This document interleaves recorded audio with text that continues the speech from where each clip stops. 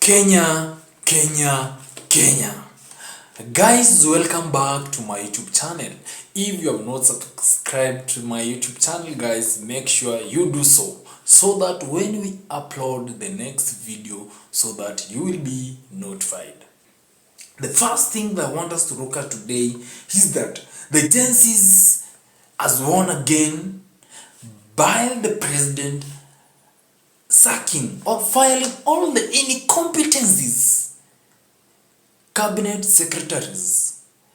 We appreciate for this step that the president has made.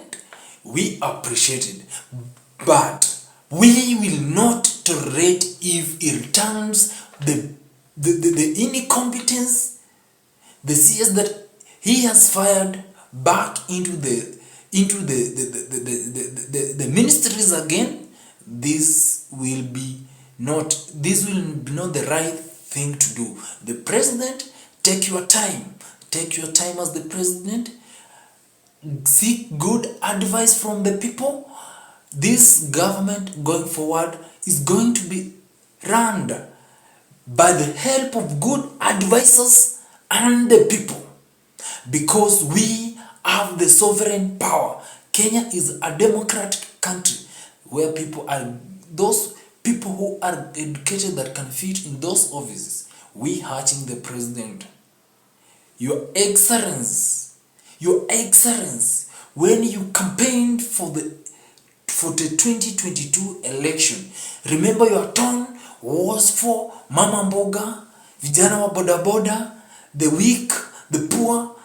That person down there, it wasn't meant to raise the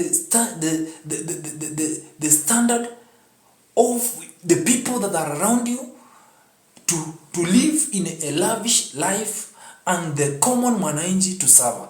That was not the case. Mr. President, we congratulate you for sacking all the cabinet secretary, but for incompetencies from those offices, those who have been grabbed all the money, the resources from their ministries, and they have put them in their pockets, let the ICC do their work.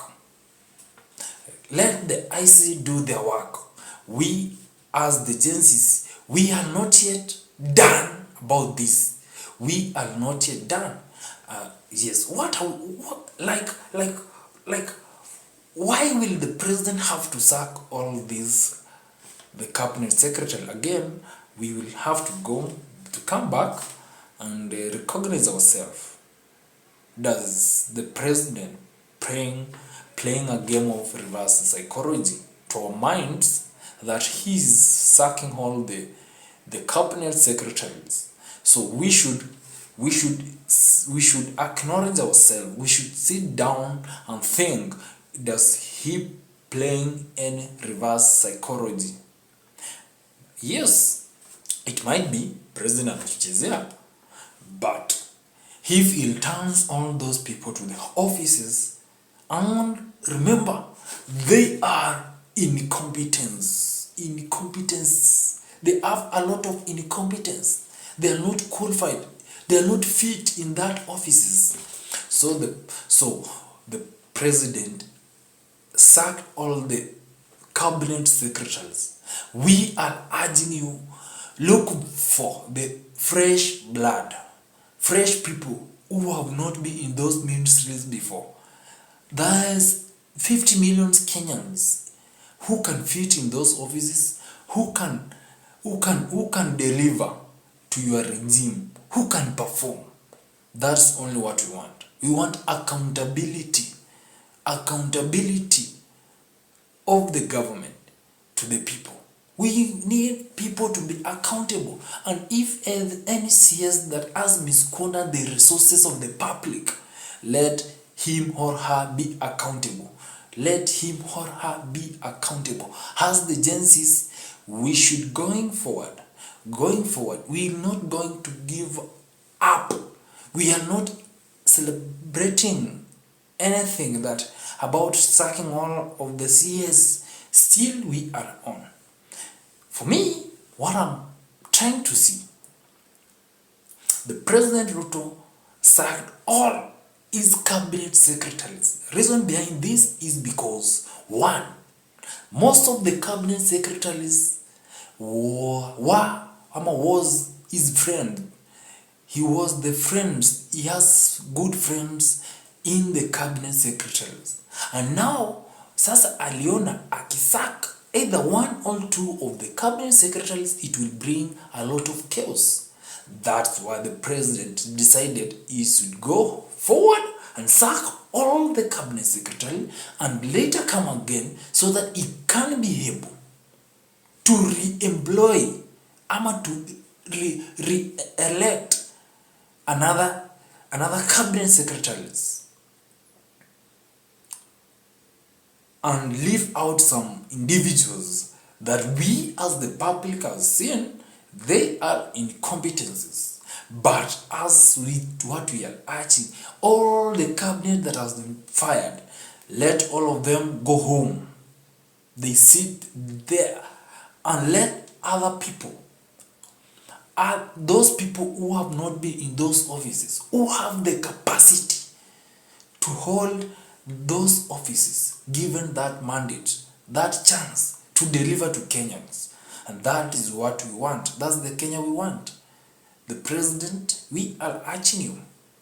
Might be some few individuals, maybe like 3 of them, 5 of them, in your cabinet secretaries. They really did a good job, impressive work. We concur with that. Some of the individuals have brains. They were ready to help you deliver your agenda to the people. But some, the most of the cabinets were incompetence. They were not ready to help you. They were ready to dig a hole for you to enter inside. So for me, I think that was the reverse cycle the president trying to get, because he has some of the friends in the cabinet. So aliamua avute wote, then he will re-elect again. Again, another thing, as the chances, we are not yet done. The president, let us tell you this: if you are not going to do what the people, the public is asking, I'm not saying from this because as personal, this is what is outside here. This is what is outside here. The young generation are ready for everything. They are ready to support the government if the government is ready to offer opportunities, if the government is ready to listen to the people, if the government is ready to recognize border people, rider, to recognize mama mboga, to recognize those people who sleep without anything in their homes. That this generation is ready to support when the government is going into the right direction, but not when the government is going to the wrong direction. That one, we tell you, Mr. President,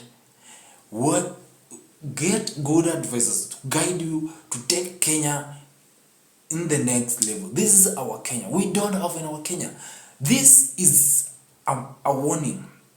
This is a warning for the sacking all your cabinet secretary. This will indicate, this is something that will tell you that some people that you gave the mandate to help you achieve whatever you wanted, they were not ready to do so.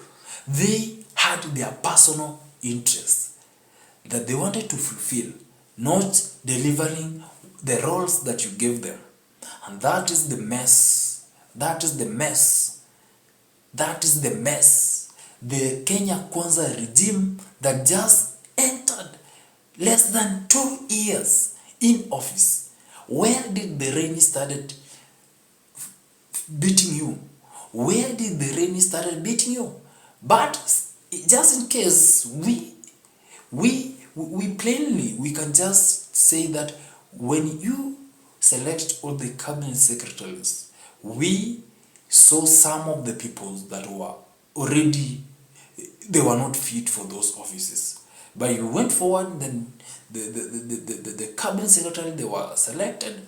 Now this is the result that they have brought to you. I think now you are ready to go and do a good research, because out here coming 2027, the ground is so bad. The ground is so bad. The ground is so unwelcoming. Even those MPs that voted yes in their different constituencies, it is not going to be easy for them.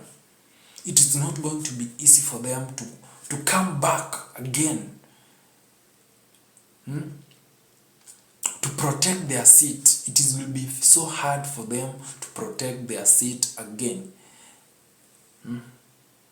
So, Mr. President, if this is the beginning, it is not even a quarter of what the Gen Zs have done. Because you remember, this is the team that's teamed up the other week, and then they just have done wonders. They have proved themselves beyond doubt that they can go further and they can do more. So again, there is a trap in between sacking the cabinet secretaries and Raila Odinga supporting the dialogue. Baba has been to the right hand of the people. What happened, Awambo? What happened? What happened? When did you stop fighting for the people? You started fighting for yourself. We are the voice. We are the voice. When did you stop listening to the people? When did you stop opposing the government? When did you start supporting the government about everything they do? That dialogue is the way. That Awambo, you have failed us. Raila, you have failed us. We loved you, but you have failed us so much. We really got disappointed. For you supporting that, we really got disappointed. But we are not ready for any tricks. There is no any dialogue that's going to happen between the Gen Zs. Gen Zs have no leader. We have no any leader. We are leaderless. We are partless. We have nothing. But we are here. We are here in Kenya to correct, to make Kenya to go into the right direction. And that is where we are heading to. That's where we are heading to. Finally, but not least, the IG Inspector Police resigns. Does that one means he resigns because there was a pressure from above? How he resigned because he feels the pressure from the public that he is not fit to hold the office? Government has failed Kenyans. When the Gen Zs went to protest, he uses the power. He ordered the police. They caused a lot of damage. They kill people. A lot of families are in disgrace. A lot of families are crying. But that was not the right thing Kaume should have done. How can you deal with a human being doing the right thing in the constitution, having a bowl of water, you fire? That's so painful.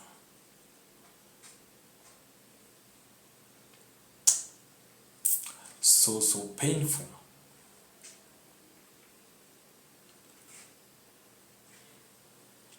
So painful. I really say it's so painful. This is Kenya that we love. We want to create Kenya that everyone loves to be in. We don't want to create a demon in Kenya. We just want to have a beloved country that each and everyone will love to be in. This is a trap. Kenyans, don't be excited. With this trap, of the president filing on the cabinet secretary. Don't be trapped. We are going back to the churches. We want everything to be transparent. We want everything to be transparent. After the government will take its mandate and be ready to deliver to the people, we will go back to the counties. They should be the counties, the governors. You will be responsible for the allocation of funds, for the creation of jobs within the county. This is the things that we're gonna look for. They will be accountable. Accountability. How the resources of the public is being utilized. My fellow Kenyans, Kenya is the country that we have. We don't have any Kenya. But we going forward, we'll watch and see if